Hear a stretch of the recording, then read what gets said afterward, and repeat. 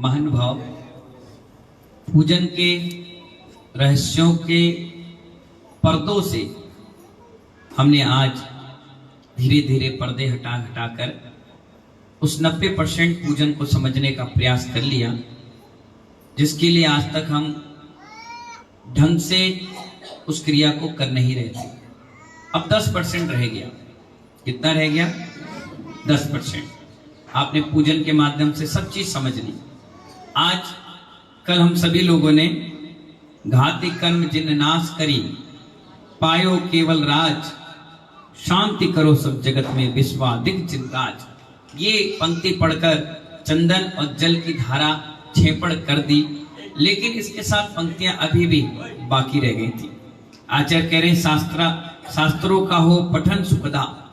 क्या कह रहे हैं?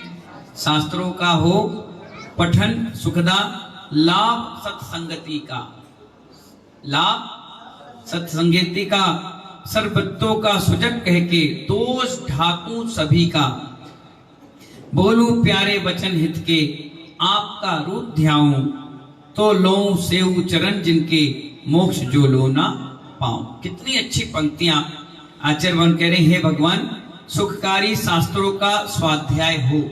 कौन सा स्वाध्याय हो? सुखकारी। सुख कौन सा? एसी का रूम मिल गया, सुख है। पत्नी बढ़िया मिल गई, राजू भाई ठीक है। राकेश जी, बढ़िया बिल्डिंग मिल गई स्कूल के लिए, ठीक है। नहीं, ये तो यही रह जाएगा। शाश्वत सुख है, अनंत सुख। ऐसा सुख मिले अनुज भाई, वो शास्त्र का स्वाध्याय हमें करना चाहिए। सदा उत्तम पुरुषों की संगति रहे। कौन से?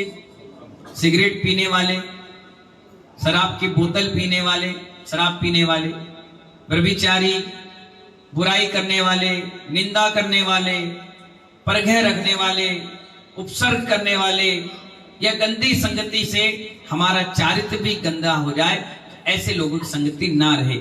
इसलिए कहा उत्तम सदाचारी और उत्तम पुरुषों की संगति। उत्तम में मुनि महाराज हैं, श्रावक श्राविकाएं हैं, त्यागी वृत्ति हैं, विद्वान हैं। इनके साथ रहोगे तो धार्मिक क्रियाओं में जुड़े रहोगे, और अधार्मिक व्यक्ति के साथ जुड़ोगे तो नियम से विधर्मी की तरह बातें आएंगी आपकी। इसलिए महानुभाव, सदाचारी पुरुषों का गुणगान करें। क्या करें? इसमें कहा ना, दोष वादेचा मौनम, दुश्मन की भी बुराई मुंह से ना निकले। दोष वादेचा मौनम, कोई अच्छा कार्य कर रहा है उसकी अनुमोदना करे, बुरे कार्य कर रहा है उससे दूर हट जाएं। इसलिए कहा दोष वादेचा मौनम, हमेशा सदाचारी पुरुषों का गुणगान करे। सभी जीवों के हित करने वाले वचन बोले। ऐसे वचन ना बोले कि उसको दुख लगे, परेशानी हो। और जब तक हमें मोक्ष की प्राप्ति ना हो, तब तक जन्म जन्म में आपका अवलोकन करूं और आपकी चरणों की सेवा करूं। इस 4 पंक्तियों का अर्थ ये है। और अपन क्या करते हैं, बहुत जल्दी जल्दी में बोलते हैं तो इसका अर्थ समझ में नहीं आता। और क्या होता है, जो भाव लगना है वो भाव लग ही नहीं पाता। पूजा का पूरा अर्थ है भाव लगाना। और आप क्या करते हो, उसमें क्या बोलते हो डॉक्टर साहिब? भाव ना। अनुराग जी क्या कहते हो? जोर से बोलो। भाव ना। जोर से बोलो।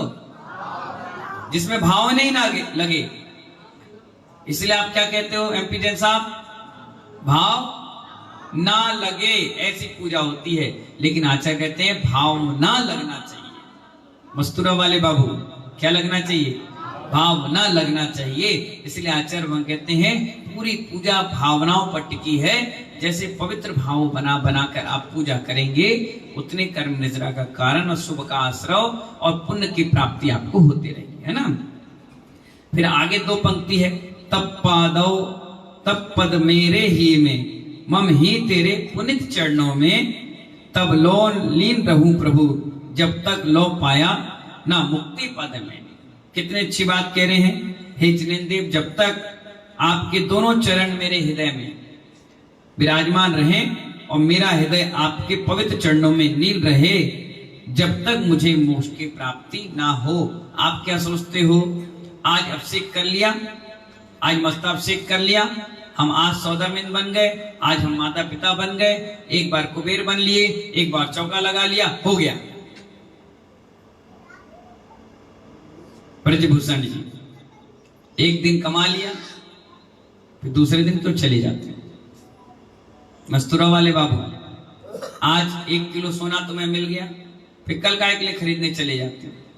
राजू भाई, आज कपड़े की दुकान में आपने खूब कमा लिया, तो कल क्यों कमाने चले जाते हो। सुरेश चंद जी, आज खाना खा लिया, आज भोजन कर लिया, तो कल क्यों खा लेते। जब संसारी चीजों के लिए आप इतने उतावले होते हैं, तो संसार को घटाने की चीजों में क्यों नहीं होते। कैलाश चंद जी, एक बार दान देने के बाद ये मत कहा करो दे तो दिया। एक बार पद में बनने के बाद ये मत कहा करो बन तो गए। अरे क्या भरोसा जिंदगी का, किस क्षण आ जाए मौत, कब किसको लेके चले जाए, फोटो लगी रह जाए, बैनर लगे रह जाए और आप गायब हो जाओ। किसी का कोई समय का कोई भरोसा नहीं रहता है। आचार्य भगवान कहते हैं जब जागो तब सवेरा, जब मौका मिल जाए तब आप उस क्रियाओं में आगे बढ़ जाना चाहिए, नहीं तो समय तो बलवान होता है, कब लपेटे में ले जाए कब भरोसा नहीं।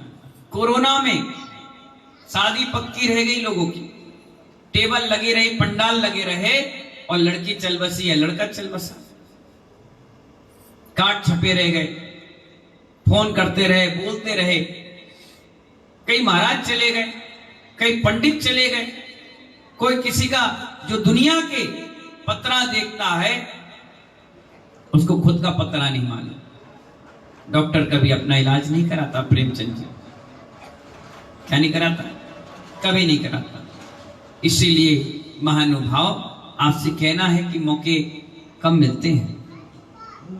क्या मिलते हैं सुनील भाई, मौके कम मिलते हैं, जब मिले तब लेना चाहिए। ये डबरा की बहुत अच्छी बात है कि जब से मैंने यहाँ कदम रखा है कोई भी व्यक्ति ना वाला नहीं है। जब भी मौका मिलता है, क्योंकि ये डबरा है वैसे खाली रहता है, और भरता तो ऐसा भरता है जितना निकालो निकालते चले जाओ, निकालते चले जाओ, निकालते चले जाओ। तो आचार्य बन के तब पादव मेरे हृदय में, हे जिनेंद्र आपके चरण हमारे हृदय में रहे, हमारा हृदय आपके चरणों में रहे। कब तक रहे, जब तक मोक्ष की प्राप्ति ना हो जाए। आप ये सोचो कि एक बार मुनि बन गए, अगले भाव में क्या बनना, नहीं, पता नहीं कितने भाव बनना पड़ेगा। क्या बनना पड़ेगा, मोबाइल की बैटरी जानते हो, लगा लिया चार्ज पर, तो क्या सोचते हो लाइफ टाइम रहेगा, कब तक रहेगा बताओ। जब तक आप उसको चला रहे हो, जैसे चलाना बंद कर दोगे फिर क्या होगा, बैटरी जितनी चली चली, फिर कहोगे अरे फिर चार्ज करना पड़ रहा है। हाँ, आपने चलाया ज्यादा है और चार्ज कम किया है।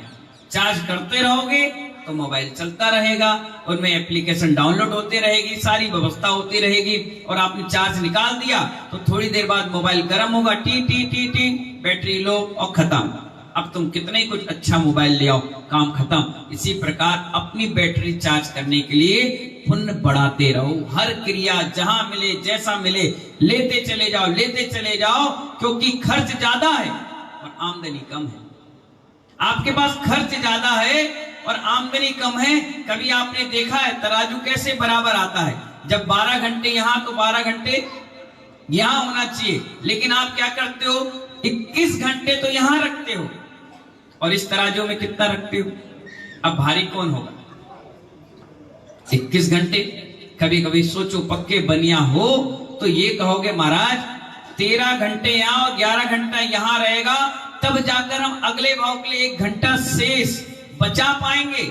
आपके घर में भी अगर 1 लाख रुपए किसी की तनख्वाह है और वो 1 लाख ही खत्म कर देगा, तो उसके माँ पिता कहेंगे बेटा कुछ सेविंग तो किया कर, आने वाले भविष्य पर अपने बच्चों के लिए, परिवार के लिए, मकान के लिए, कुछ भी घूमने जाना है, दान करना है, इसके लिए क्या है।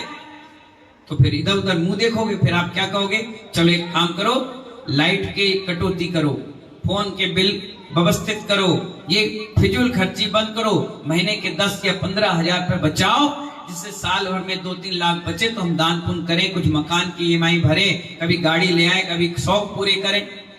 क्यों करते हो? क्या 1 लाख तनख्वाह है तो क्या 2 लाख खर्च करते हो? कितने करते हो? कम खर्च करते हो। आचार्य भगवान कहते हैं इसी प्रकार ये 60 वर्ष की उम्र है, 70 वर्ष की उम्र है, 80 वर्ष की उम्र है, और इस उम्र में भी महानुभाव साल में 365 दिन में एक दिन में 24 घंटे हैं, 24 घंटे में 12 घंटे कम से कम धर्म ध्यान निकालना चाहिए। 12 घंटे में 8 घंटे तो तुम्हारे सोने में चले जाते हैं। बचे कितने? 16 घंटे। 16 घंटे में 4 घंटे खाने पीने नहाने धोने में चले, बचे 12। 12 में आचार्य कहते हैं 8 घंटे तुमने दुकान के निकाले, बचे 4 घंटे। 4 घंटे में इसी 4 घंटे में जो धर्म ध्यान करोगे वो 24 घंटे भारी पड़ेगा। क्या पड़ेगा? हाँ, अपना धर्म तो पारा का है, रहता एकता सा है, लेकिन वजन बहुत होता है। कबाड़ी का नहीं है। टीन होती है, टीन सबसे सस्ती होती है, प्लास्टिक सबसे सस्ती होती है, दिखती बड़ी है और कीमत कम होती है ना। और अपना पारा है, एक डिबिया में आता है 1000 रुपए का, और उतनी की टीन रख लो तो टीन इतनी हो जाती है, पारा इतना होता है। अपना धर्म थोड़ा सा किया जाता है, लेकिन वो पुण्य और शुभ का आश्रय ज्यादा देता है। इसलिए आचार्य भगवान कहते हैं कब तक आपको धर्म करना है? जब तक आपको निर्वाण की प्राप्ति ना हो जाए। एक ने कहा पंचकल्याणक हो रहा है। मैंने कहा हाँ। मैंने कहा इंद्र नहीं बने आप? बोले पिछली बार बने थे। तो मैंने कहा इस बार रहने दो। मैंने कहा क्यों? ठीक है। मैंने ठीक क्यों? पिछली बार बने तो क्या इतना बुरा लगा पंचकल्याणक, किस बार तुम बन नहीं रहे? क्या बात है? नहीं नहीं, मैंने पैसे की कमी है। बोले नहीं। पत्नी नहीं है? बोले है। बच्चे मना करते? बोले बिल्कुल नहीं। मैंने कहा फिर दिल बड़ा करो और बनो। मौका कम मिल पाते हैं। आप स्वस्थ हैं, अच्छे हैं, बिल्कुल सर्वांग सुंदर है, आपके हाथ पैर अंग भंग सब ठीक ठाक हैं, परिवार भी आपके साथ है, सब कुछ है, आप बनिए। किस्सा क्या होता है, जिसके पास दांत है तो चने नहीं है। रानू, दांत हैं तो चने नहीं है, और चने हैं तो दांत नहीं है। क्या कहा मैंने? दांत हैं तो चने नहीं है, और चने हैं तो दांत नहीं है, और चने और दांत दोनों हैं तो व्यक्ति का मन ही नहीं है। चलो दांत भी है, चने भी है, मन भी है, शरीर ऐसा है कि वो कभी जिंदगी में पात्र बन ही नहीं सकता। अब क्या करोगे? अब आपके पास चना भी है, दांत भी है, मन भी है, और आप स्वस्थ हैं, बढ़िया हैं, चाहे जैसा बने बन जाना चाहिए। दोबारा जिंदगी में मौके नहीं मिलते।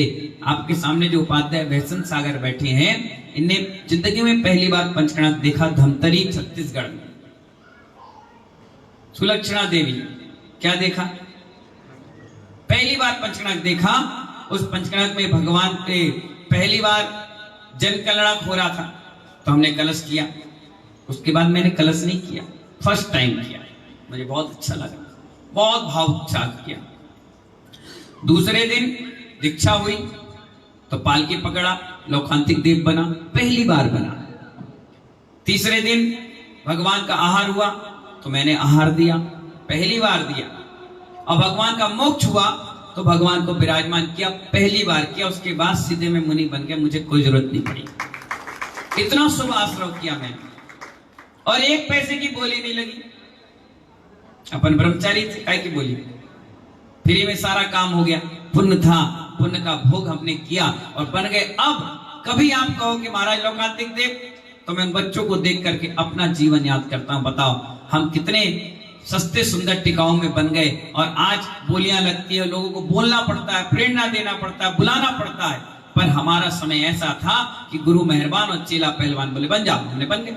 और बने ऐसे बने कि आज देखो उपाध्याय परमेष्ठी बनकर बैठ गया, और उसका आनंद आपको देने की बताओ कितना आनंद आता है उस चीज में, उस क्रिया में। उस समय आप देखना, आपको खुद अच्छा लगेगा। इसलिए आचार्य कहते हैं कब तक काम करते रहना चाहिए? जब तक हमें निर्वाण की प्राप्ति ना हो। जागृत अवस्था में करते रहना चाहिए। अब इसके बाद आचार्य भगवान बड़े विनय भाव के साथ क्षमा मांग रहे हैं तीर्थंकर भगवान से। क्या कह रहे हैं? अक्षर पद मात्रा से दूषित जो कुछ कहा गया मुझसे। क्या कहा?